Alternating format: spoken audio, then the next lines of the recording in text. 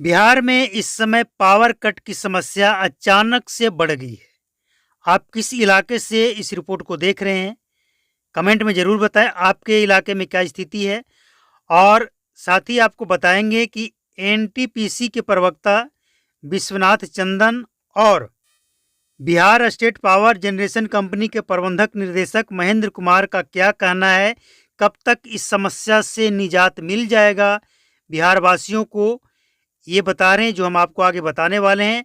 लेकिन इससे पहले आपको बता दें कि ये पावर कट की समस्या सिर्फ बिहार में ही नहीं है, ये पूरे भारत में है। और इसके पीछे वजह ये है कि इस समय का जो सीजन है धान का फसल लगाने का, और धान का फसल लगाने के लिए पानी ज़्यादा चाहिए। वैसे आपको बता दें कि महीना सावन का चल रहा है और सावन के महीने में कुछ इलाके में जहाँ पानी हो रही है वहाँ बाढ़ की स्थिति है, लेकिन जहाँ नहीं हो रही है वहाँ सुखाड़ की स्थिति है। तो किसान सबसे ज़्यादा परेशान है। एक तरफ जहाँ सावन के महीना के बावजूद खेतों में पानी नहीं है, जल स्तर नीचे चला गया है, और तीसरी मार पावर कट, लोग परेशान हैं। शहरी इलाका हो या देहात इलाका हो, पावर कट की परेशानी सभी जगह है। हालांकि बीच में सुधार हुआ था, लेकिन इसके बाद फिर से स्थिति बहुत ही दयनीय हो चुकी है। और अगर आप इंक्वायरी नंबर पे, टोल फ्री नंबर पे फ़ोन करते हैं तो आपको पता लगता है कि जल्द ही इस समस्या का समाधान कर लिया जाएगा। काम चल रहा है, कहीं मेंटेनेंस का काम चल रहा है, कहीं कुछ। और इसी तरह से अगर आप अपने क्षेत्रीय इंक्वायरी नंबर पर फ़ोन करेंगे तो कई बार फ़ोन लगाने के बावजूद रिसीव नहीं किया जाता है, और अगर कभी रिसीव कर भी लिया जाए तो बिना जवाब दिए फ़ोन काट भी दिया जाता है। तो आपको बता दें कि Bihar state power generation company के प्रबंधक निर्देशक महेंद्र कुमार का कहना है कि केंद्रीय सेक्टर से जो बिजली मिलनी चाहिए वो नहीं मिल रहा है।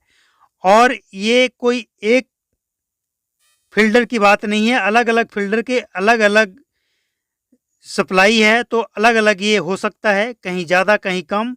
कहीं 8 से 9 घंटे बिजली कट रहे हैं, कहीं 6 से 8 घंटे कट रहे हैं, और ये क्षेत्र के हिसाब से अलग अलग हो सकता है, लेकिन समस्या सभी जगह है।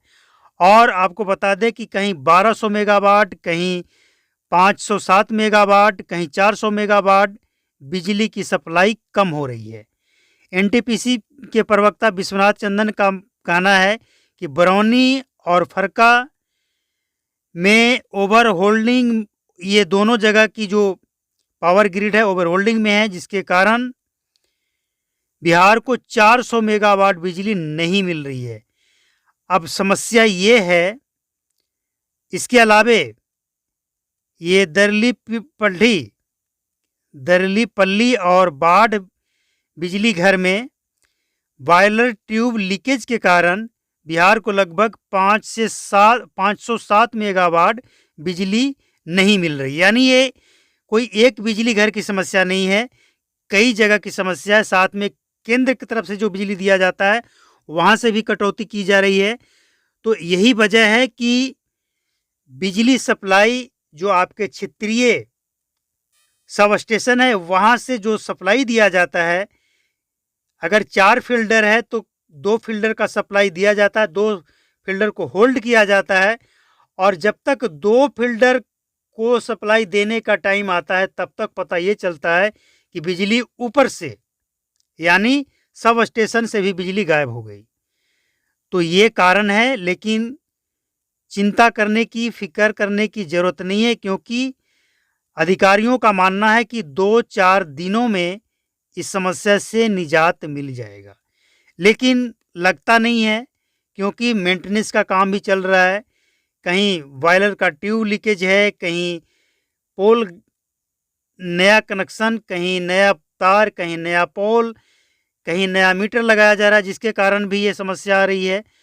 तो ये कई वजह है जिसके कारण बिहार में पावर सप्लाई, पावर कट की समस्या बढ़ गई है। तो ये कुछ वजह है जिसके कारण बिहार में पावर कट की समस्या बढ़ी है।